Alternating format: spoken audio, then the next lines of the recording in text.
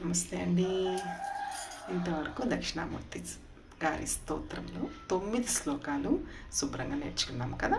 ఇవాళ ఫలశ్రుతి 10వది.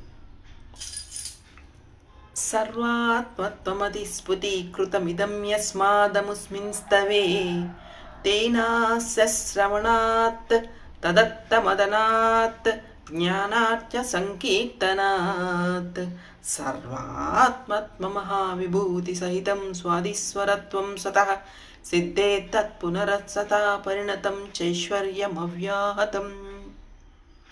ఈరోజు ప్రదోష సమయంలో చదువుకున్న వాళ్ళకి మళ్ళా పుట్టవలసిన అవసరాన్ని పోగొట్టుకుంటారట.